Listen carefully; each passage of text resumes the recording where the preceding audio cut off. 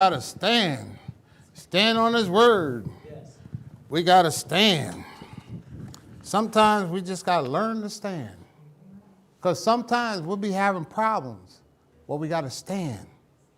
We just gotta hold on to our faith. Because without God, we can't do anything. Because sometimes we just gotta stand because we run into problems. We don't know which way to go. But we stand, he'll see us through. Sometimes that's what we need. We just need to hold on. Hold on to our faith. Because sometimes that faith is the only thing that's going to get you through.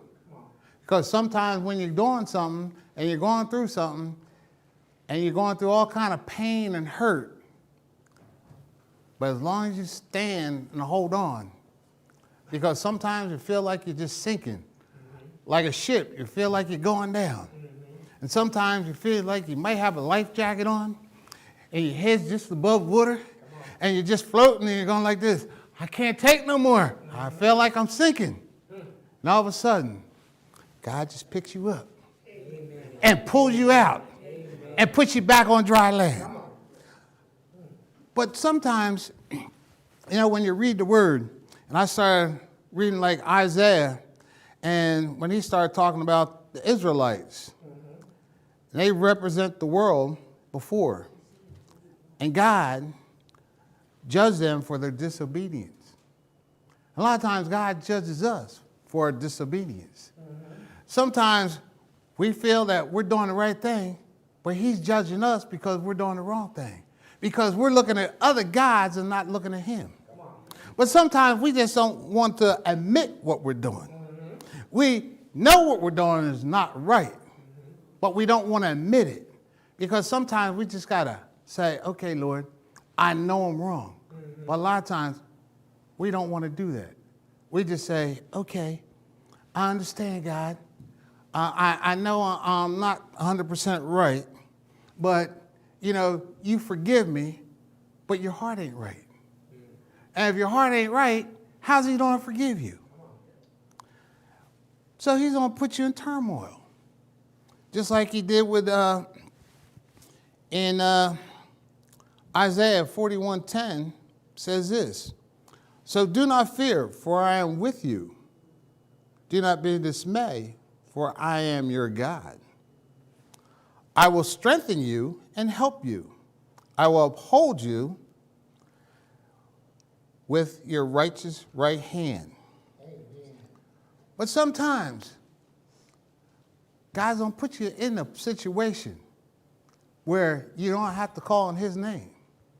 And when you call on his name, he's going to put that right hand to pull you out. But see, you got to be ready for it.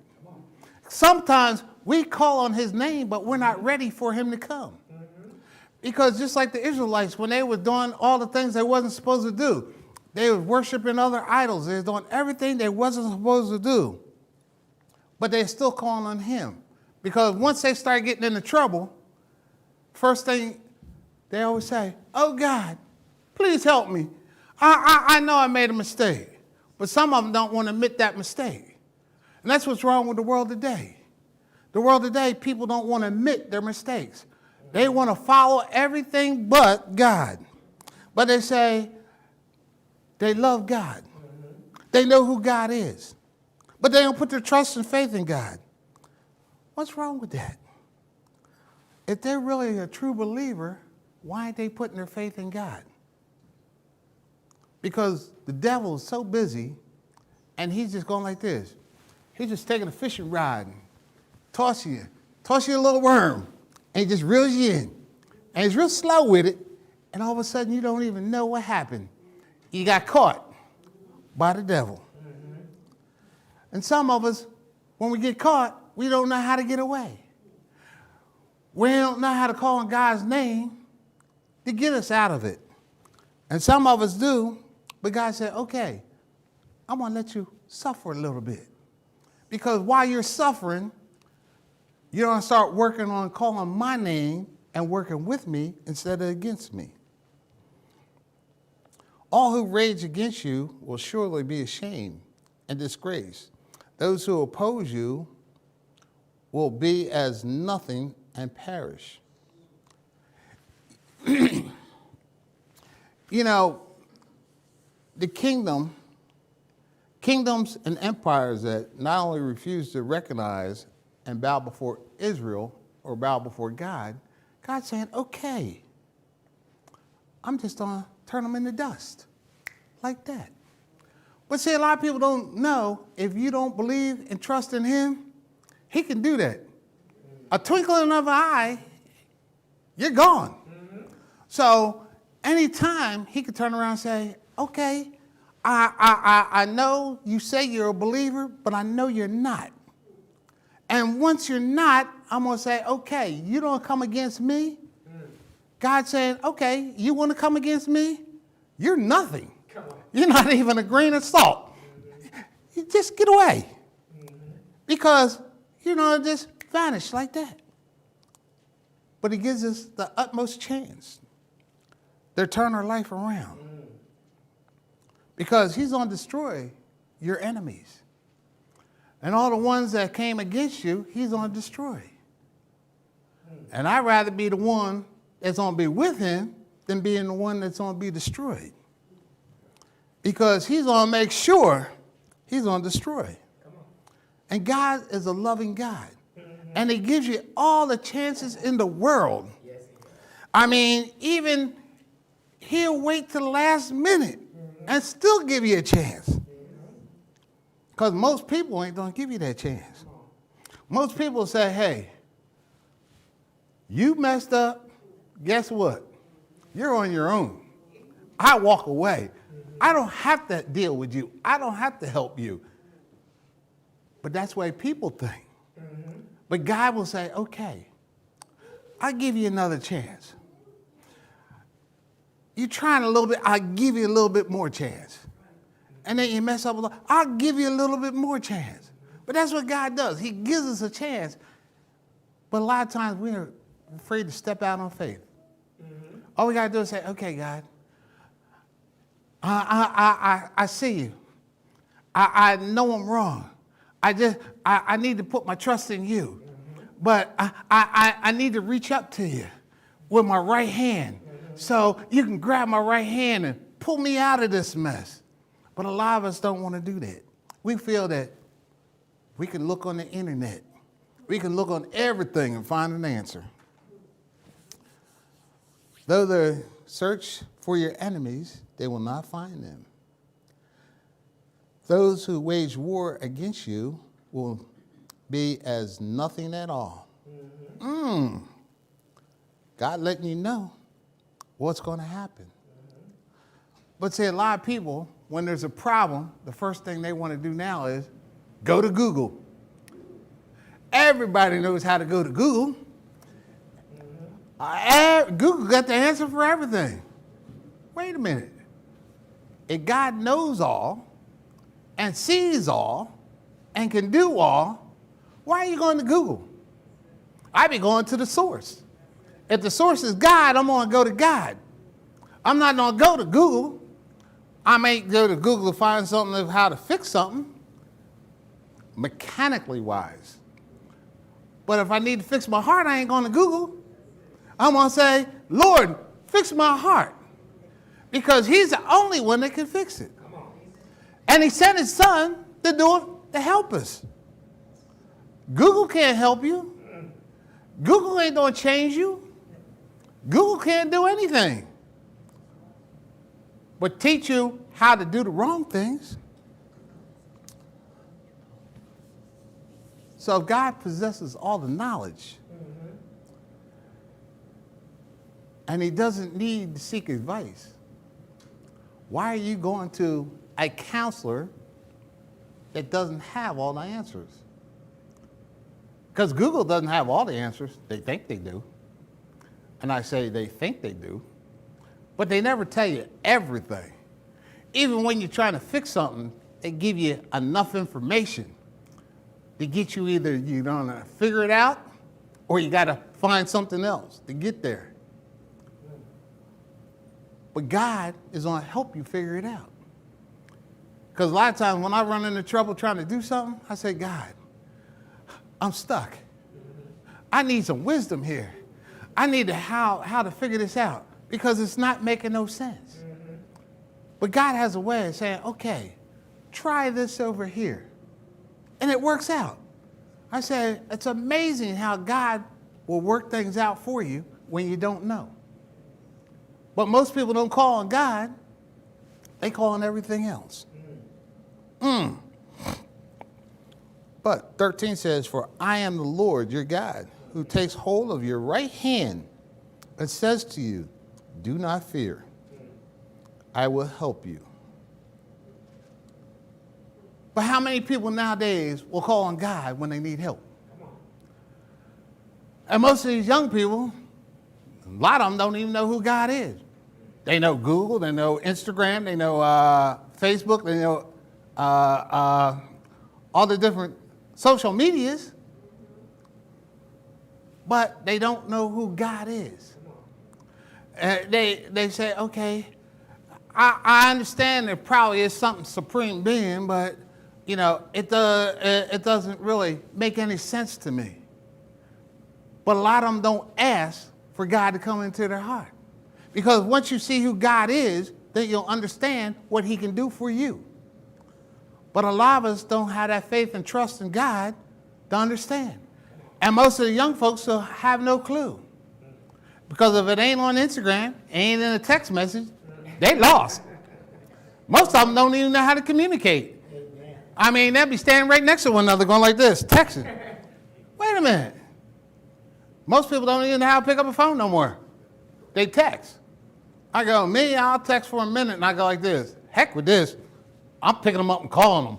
It's easier to call than it is to sit there and talk to somebody because most people don't want to talk anymore. It's no communication. Everybody wants to stay to themselves. And isolation is the devil's workshop. Because as long as he has you isolated, he can control you. And see, as long as he controls you, then you don't know. But if you start communicating with people and start associating with people, then you'll start growing with people. And then as you grow with people, then you can understand who God is. And when you understand who God is, then you'll go close to the glide and say, oh, I need to change. And the only way you're going to change is if you know him. So in Isaiah 40:27, God is the almighty power. But even so, he cares generously for everything and everyone. No person or thing can be compared to God. But a lot of people get to the point where they think they are God. Because the devil likes to always say that I'm God. But he done fell short. And if he fell that far, why are you trying to follow him? See, a lot of people would rather follow the devil and don't know they're following the devil because the devil goes like this. Come here. I'm okay. Just think. The Bible's a lie. The stories in the Bible are just stories. They're not for real. It's not a word. It's just some words. It's like a storybook. Don't worry. And that's what the devil does. He says, don't worry. You'll be okay. Follow me. And I'll teach you. Teach you how to fall. But see, that's what he does. He's real slick with it. You know, just like when somebody wants to do something with a kid, they give them candy. And they keep giving them candy and coaching them. And say, come follow me. That's what the devil does to us. He says, look, I'll give you this. Just follow me. I'll coach you. Just follow me. I'll teach you the words. You don't have to worry about what the word says. I will teach you. That's a lie from the pit of hell. But that's what he does. Anybody wants you to do something, the first thing they do is con you. And that's what he's doing. He's conning you. But everybody don't see the con. A con artist is very slick.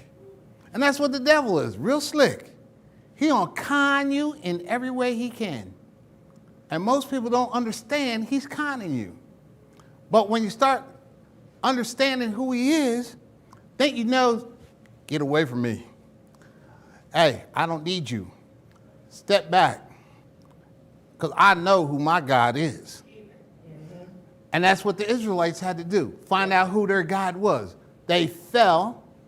They went through the turmoil. They started worshiping other gods. But then they found out who the true God, living God was. Then they started following God. And then all of a sudden, they start getting proud again. And then they start falling again. And we keep going, and we do the same thing. We follow God, and then we fall. Then we scream, and we go through, and then when we go through, we want to go back to God again. And we do it over and over again. But sooner or later, you're going to realize God's in control. He's going to guide you where you need to go as long as you keep calling on his name and not calling anybody else's name. Because even though you might go to the internet, it will help you on some things, but it ain't going to help you on everything. It might tell you about the word, but it ain't going to tell you how to get closer to God. It's going to tell you everything but. So God is in control, but no one wants to admit to it. Because everybody wants to be proud. A lot of us say, okay, I can do this. I can do that. And that's what the devil does. He says, I can do this, and I'll show you how to do that. But when he's showing you, he ain't showing you all of it. Just like some people, they'll show you some things, but they won't show you everything. When you're on a job, the boss will show you some things, but he ain't going to show you the whole thing because he don't want you to get the big picture. Because if you get the big picture, he's afraid that you don't take his job. But see, God don't care because God is the utmost God, and he's going to say, okay, I'm going to teach you this. But see, he's so wise, you can never catch him. So I'd rather stay with the wise instead of staying with the dumb. Because when you stay with the dumb, you don't become dumb. But if you stay with the wise, you're going to become wise. And if God is that wise, I want to be wise. So, 27 says, why do you complain, Jacob? Why do you say Israel is my way is hidden from the Lord? My cause is discarded by God. But when you're not doing the right thing and you're doing the wrong thing, it's going to catch up with you. And he might have been doing the right thing, but he couldn't understand. He fell with them and he was with them, so he couldn't figure out what was going on because he had the issue. He didn't have the issue, others. But sometimes it's when you are around and associate with different people, they can bring you down when you need to be pulling yourself up and out. Because I think of a crab in a basket. If a whole bunch of crabs in the basket and all of a sudden one crab's trying to get out, all the rest of them grabbing the legs and trying to pull him back in. And that's what we do. When we doing the wrong thing, we try to pull people with us instead of saying, okay, I know I'm wrong, but no, I'd rather pull them back because I want, misery likes company. And when they said that, I can understand why. Because if you know you ain't doing right, you want people to come with you, and then sometimes you'll blame them for the problem that you caused. Ooh, but God is good. God is for real. Do you not know, or have you not heard? The Lord is everlasting. Ooh. Do you not know? Have you not heard? The Lord is everlasting God, the creator of the ends of the earth. He will not grow tired or weary. His understanding no one can fathom. When you're tired, and sometimes believers get tired because sometimes the devil is beating them up so much, sometimes you get tired.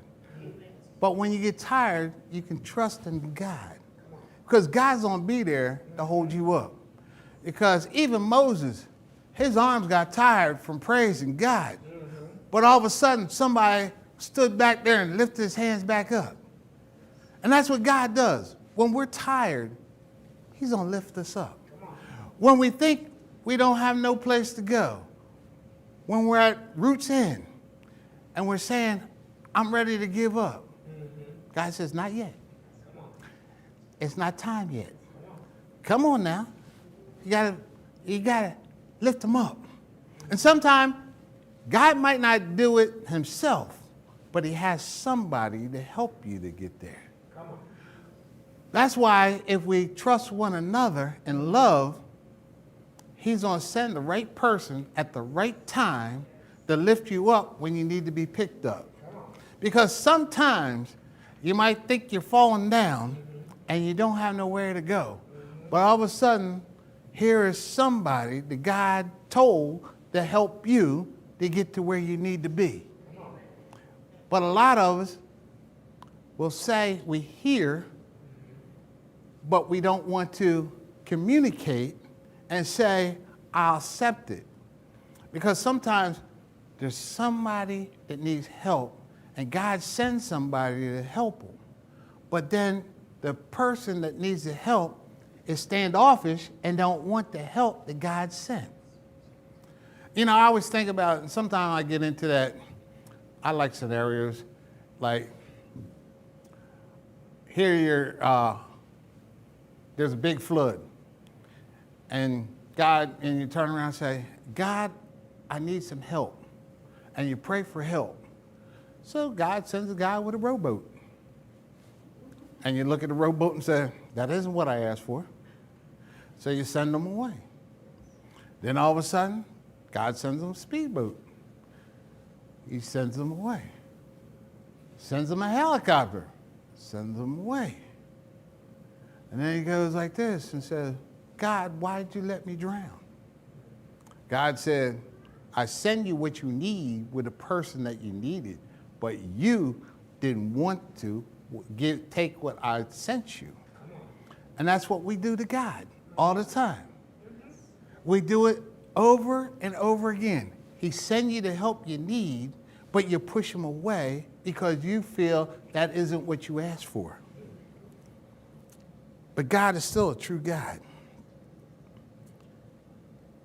He gives strength to the weary and increases the power to the weak. That's why when you're tired, God never gets tired. God's going to hold you up. He's always going to be there. Yes. But a lot of us don't put our trust in him to be there to hold us up. And when you think about, even youth grow tired and weary. And I look at most youth, they run around like chicken with a head cuff. But as you get older, you start getting a little slower. But it's funny, I think about my oldest son when he was small. He'd run like a ever-ready battery, never stop. All of a sudden, you just watch him do this, he'll run and go, and just keel over. And that's what a lot of us think. We don't die and we don't slow up, especially like a young kid. But a young kid will get tired too. And they fall down. Their batteries burn out like everything else. And even ever-ready batteries will burn out. They could sit there and walk around, boom, boom, boom, boom, boom. But sooner or later, it's going to go, boom. And that's what we do. But those who hope in the Lord will renew their strength. They will soar on wings like an eagle.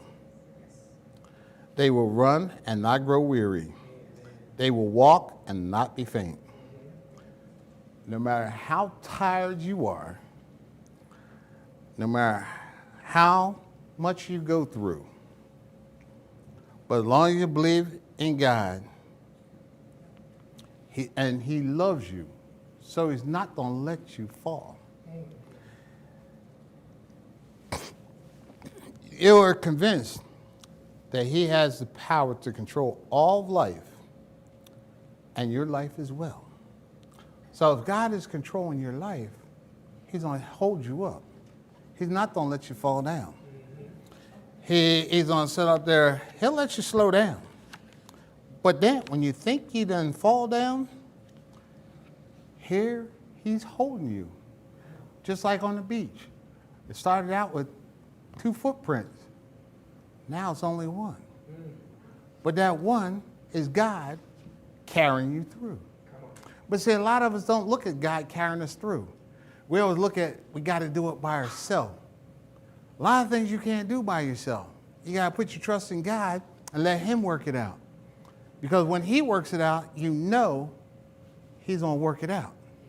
Because when you believe and trust in him, no matter what it is, he's going to get you through it. Because sometimes you're going through an illness and you say, God, why me?